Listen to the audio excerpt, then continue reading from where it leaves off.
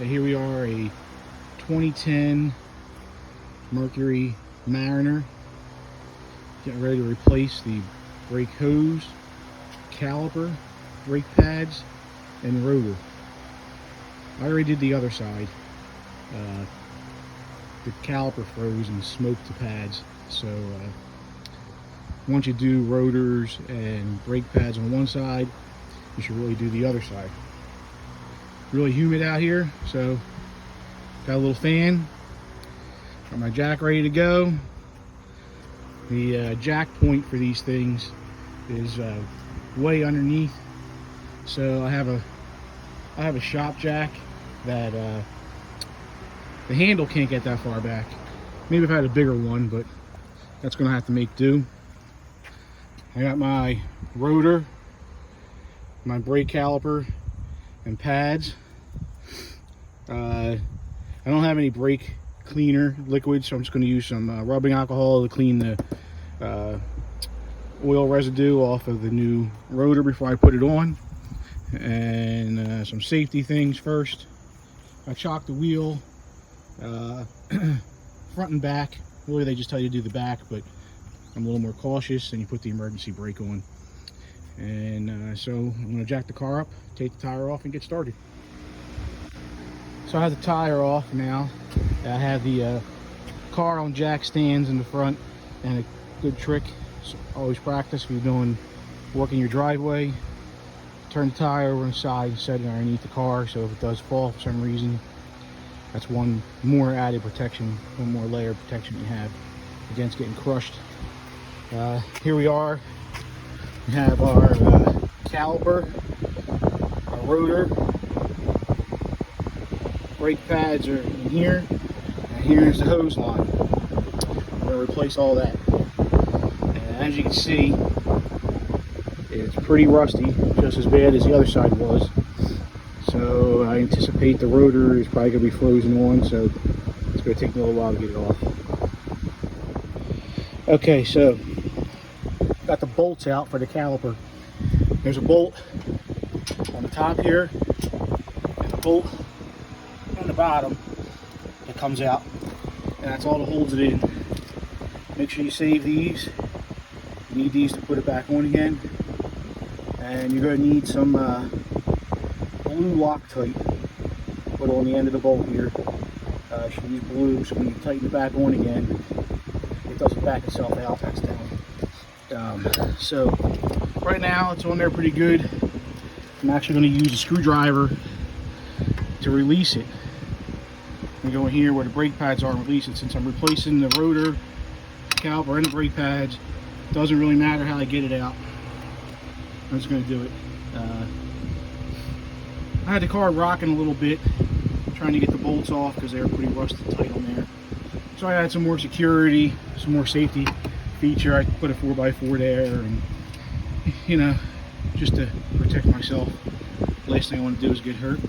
So I'm going to work on getting this caliper off, and I'm going to use a bungee cord to hang it to the coil spring. They have caliper hangers you can buy. I don't have one, so I'm improvising. We'll leave this connected to the hose, the brake hose, until just about the very end, and then we'll pop this clip off. It pops out like this. This clip here is just a version of this clip upside down. You pull that out, and then there's a bolt right here, kind of unscrews. You slide it down, this slides out, and if you do it the right way, you'll have very little brake fluid that comes out, and you hook the new one right onto it, and we'll get to that later. So let me work on getting this off, and I'll be right back. Okay, I was able to get the old rotor off. See on the inside, it's pretty badly rusted on. I had to use a hammer to bang it off. Since I'm not reusing it, it doesn't matter if I did any damage. Just make sure banging on it, you don't hit your spots for your lug nuts and ruin the threading. So you put the new one on, make sure it's free and clear of any oil and dirt and dust. Do yourself a favor and put a lug nut on the top and the bottom to hold it in place while you work on your caliper. And I'll go back with that. Okay, here's the new caliper and the brake pads. I ordered this part here, and the brake pads came as a set. I ordered all this stuff from rockauto.com. It's much cheaper than going to your local auto parts store. And well, they deliver it right to your house, and you're going to save this box here if you get Rock Auto, because you have to return the core for the caliper back in that particular box. So, you know, we'll turn it over and make sure that stays in there. We'll turn it over and we'll work on getting our brake pads installed correctly on here. There's directions on how to do that online. It's very simple, but since I don't have a tripod or anything, I'm holding my hand, I can't do both, film and do the same time. So the brake pads come with a lubricant for all the hardware components, instructions on that.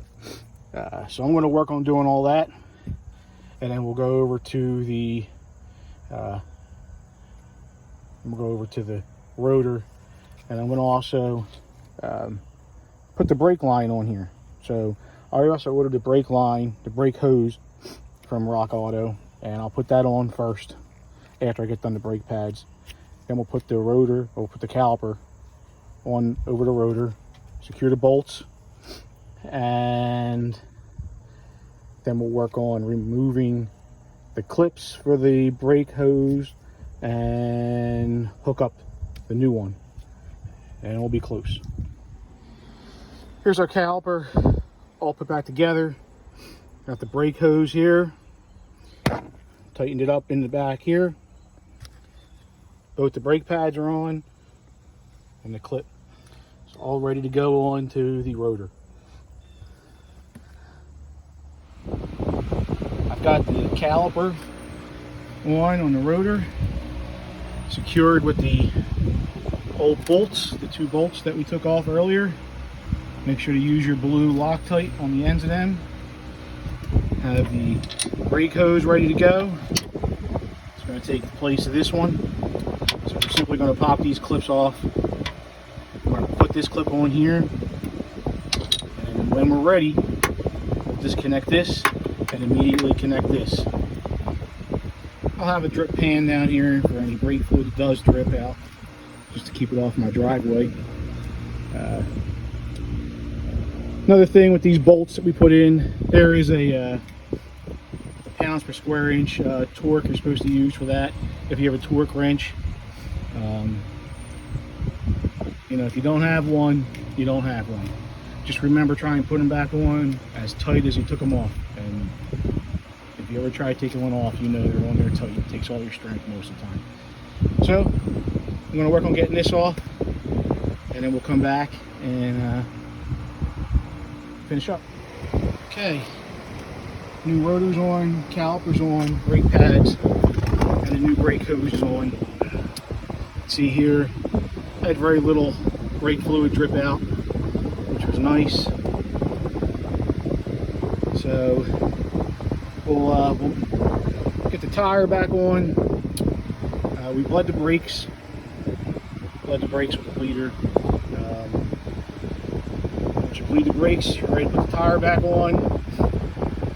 Get her off the jack stands and drop it down. Ready to go.